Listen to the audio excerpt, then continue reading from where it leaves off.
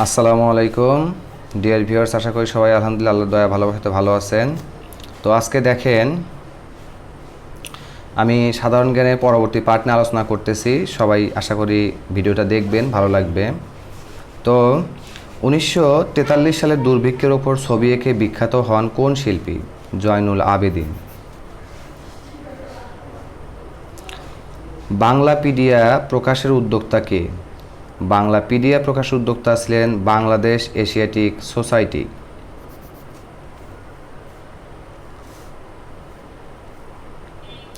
এরপরে the spirit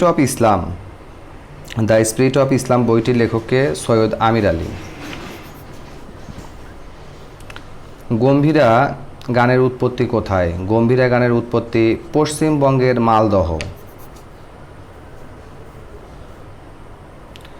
A search for identity, এই search for identity বইটির লেখক হচ্ছে মেজর আব্দুল জলিল।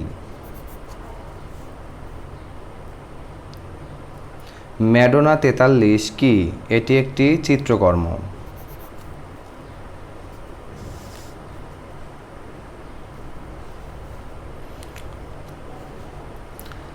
স্বাধীনতার পরে প্রকাশিত প্রথম ডাকটিকিটে কিসের ছবি ছিল? স্বাধীনতার পরে প্রকাশিত প্রথম ডাকটিকিটে শহীদ মিনারের ছবি ছিল। মুক্তিযোদ্ধা দিবস পালিত হয় কোন তারিখে? মুক্তিযোদ্ধা দিবস পালিত হয় 1 ডিসেম্বরে। এখন বাংলাদেশের শিক্ষা ব্যবস্থা নিয়ে কিছু প্রশ্ন ইম্পর্টেন্ট। উপ আনুষ্ঠানিক শিক্ষা ব্যুরো কোন প্রতিষ্ঠানের অধীনে? প্রাথমিক ও গণশিক্ষা মন্ত্রণালয়ে। বাংলাদেশের প্রথম শিক্ষা কমিশন কার নেতৃত্বে গঠিত হয়? বাংলাদেশের প্রথম শিক্ষা কমিশনার গঠিত হয় ডক্টর কুদরতে খোদা। শেখ হাসিনা বিশ্ববিদ্যালয় কোথায় অবস্থিত? শেখ হাসিনা বিশ্ববিদ্যালয় নেত্রকোনায় অবস্থিত। জিপিএড উত্তীর্ণ শিক্ষার্থীদের কোন প্রতিষ্ঠান সনদ প্রদান করে? আমি আবার বলতেছি, জিপিএড উত্তীর্ণ শিক্ষার্থীদের কোন প্রতিষ্ঠান সনদ প্রদান করে? এটা জাতীয় প্রাথমিক শিক্ষা একাডেমি বা নেট। কোন প্রতিষ্ঠান বাংলাদেশের শিক্ষাক্রম প্রণয়ন করে? কোন প্রতিষ্ঠান বাংলাদেশের শিক্ষাক্রম প্রণয়ন করেন? সেটা হচ্ছে জাতীয় শিক্ষাক্রম পাঠ্যপুস্তক বোর্ড, এনসিটিবি অর্থাৎ national curriculum text book. Dhaka বিশ্ববিদ্যালয় কত সালে প্রতিষ্ঠিত হয়? ঢাকা বিশ্ববিদ্যালয় প্রতিষ্ঠিত হয় 1921 সালে।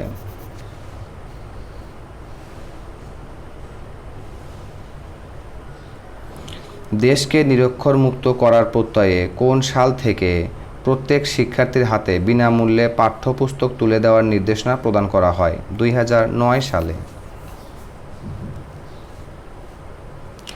বাংলাদেশে বাধ্যতামূলক প্রাথমিক শিক্ষা কখন থেকে চালু করা হয়? 1 জানুয়ারি 1992 সালে। বাংলাদেশে প্রাথমিক শিক্ষা আইন জারি হয় কত সালে? 1974 সালে।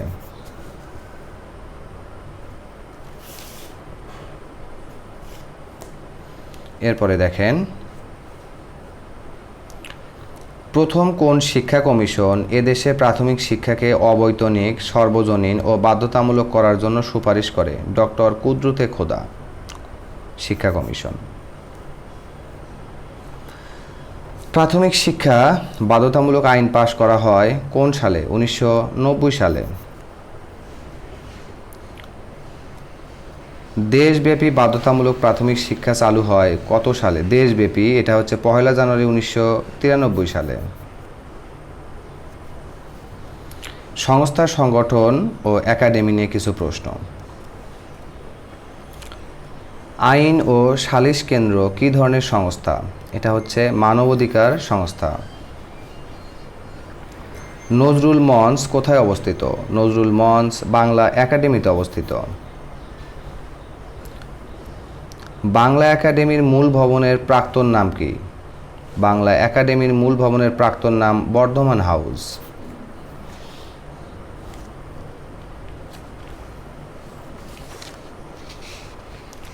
এরপরে দেখেন বাংলাদেশ পল্লী উন্নয়ন একাডেমি বার্ড বা BARD কোথায় অবস্থিত? এটা হচ্ছে কুমিল্লায় অবস্থিত। খুব ইম্পর্টেন্ট প্রশ্ন এগুলো। বাংলাদেশ চা গবেষণা ইনস্টিটিউট কোথায় অবস্থিত? বাংলাদেশ চা গবেষণা ইনস্টিটিউট শ্রীমঙ্গল মৌলভীবাজারে অবস্থিত। বাংলাদেশ পাট গবেষণা ইনস্টিটিউট কোথায় অবস্থিত? বাংলাদেশ পাট গবেষণা ইনস্টিটিউট ঢাকায় অবস্থিত। বাংলাদেশের একমাত্র মৎস্য গবেষণা ইনস্টিটিউট কোথায় অবস্থিত? এটা হচ্ছে ময়মনসিংহ। নেপ কোথায় অবস্থিত? নেপ অবস্থিত ময়মনসিংহ।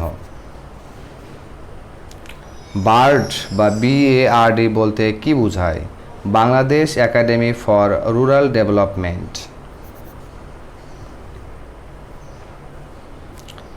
বাংলাদেশে ধান গবেষণা ইনস্টিটিউট কোথায় অবস্থিত?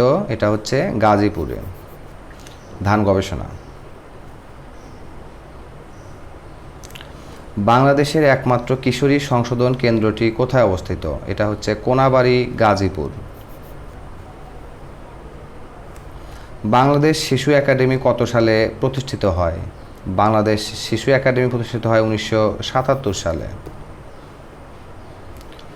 বাংলাদেশ পুলিশ একাডেমি কোথায় অবস্থিত? বাংলাদেশ পুলিশ একাডেমি রাজশাহীর সারদায় অবস্থিত। এখন দেখেন ঐতিহাসিক স্থান, স্থাপত্য ও পুরাকৃতি। আমি এগুলোর পরে ভাই এটা খুব ইম্পর্টেন্ট প্রশ্ন, তো তাই এইভাবে দেওয়া হচ্ছে। আমি এই স্থাপত্য একদম এই স্থাপত্যের উপরই একটা ক্লাস নেব, ঐতিহাসিক স্থানের উপরই একটা ক্লাস নেব, পুরাকীর্তির উপরই একটা ক্লাস নেব। ইনশাল্লাহ কমন না পড়ে উপায় নাই। আমি যখন এগুলো অধ্যায়ভিত্তিক ক্লাস নেব, আপনি ইনশাল্লাহ মানে কি বলবো 97 থেকে 98% কমন পাবেন ইনশাল্লাহ। তো এগুলো ইম্পর্টেন্ট প্রশ্ন, তো এগুলো একটু দেখবেন। আচ্ছা, বালিয়াটি জমিদার বাড়ি কোথায় অবস্থিত? বালিয়াটি জমিদার বাড়ি অবস্থিত মানিকগঞ্জে। মানিকগঞ্জে। জাতীয় স্মৃতিসৌধের স্থপতিকে? জাতীয় স্মৃতিসৌধের স্থপতি সৈয়দ মাইনুল হোসেন। আচ্ছা, এরপরে দেখেন ওয়ারী বটেশ্বর নামক প্রত্নতাত্ত্বিক স্থানটি কোন সময়ের প্রতিনিধিত্ব করে? আমি আবার বলতেছি, ওয়ারী বটেশ্বর নামক প্রত্নতাত্ত্বিক স্থানটি কোন সময়ের প্রতিনিধিত্ব করে? এটা প্রতিনিধিত্ব করে আপনার আদি ঐতিহাসিক সময়। এটা হচ্ছে উত্তর, আদি ঐতিহাসিক সময়। ঐতিহাসিক পানাম নগর কোথায় অবস্থিত? ঐতিহাসিক পানাম নগর হচ্ছে সোনারগাঁয়ে অবস্থিত। ময়নামতি ওয়ার সেমেট্রি কোন যুদ্ধের সাথে সম্পর্কিত? ময়নামতি ওয়ার সেমেট্রি দ্বিতীয় বিশ্বযুদ্ধের সাথে সম্পর্কিত। ৬০ গম্বুজ মসজিদ কোথায় অবস্থিত? এটা বাগেরহাটে অবস্থিত। সোনা মসজিদ কোন জেলায় অবস্থিত? সোনা মসজিদ অবস্থিত চাঁপাইনবাবগঞ্জ। ৭ গম্বুজ মসজিদ কোথায় অবস্থিত? ৭ গম্বুজ মসজিদ হচ্ছে ঢাকার মোহাম্মদপুরে অবস্থিত। ইউনেস্কো বাংলাদেশের কোন মসজিদকে বিশ্ব ঐতিহ্য ঘোষণা করেছে?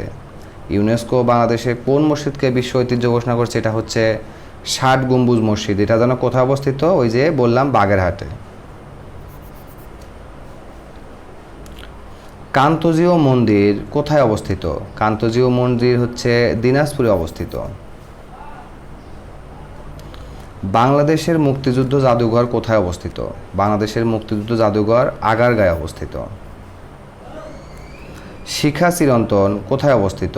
শিখা চিরন্তন সোহরাওয়ার্দী উদ্যানে অবস্থিত। ঢাকার আহসান মঞ্জিল কে নির্মাণ করেন? ঢাকার আহসান মঞ্জিল নির্মাণ করেন নবাব আব্দুল গনি। ওয়ারী বটেশ্বর গ্রামে কোন সময়ে নগর সভ্যতা গড়ে উঠেছিল? ২৫০০ বছর আগে। বাংলাদেশের প্রথম জাদুঘর কোনটি? বাংলাদেশের প্রথম জাদুঘর হচ্ছে বরেন্দ্র জাদুঘর।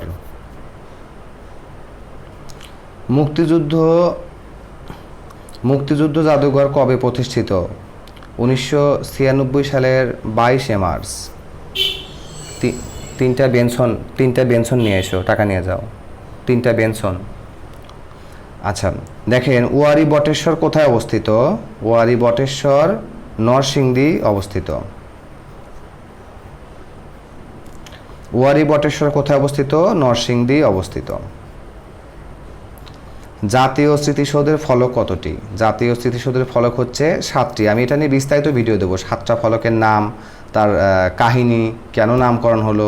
ইনশাল্লাহ সাথেই থাকুন, পরবর্তী পাঠ দেখার আমন্ত্রণ রইল। সবাই ভালো থাকেন। আসসালামু আলাইকুম ওয়া রাহমাতুল্লাহি ওয়া বারাকাতুহু।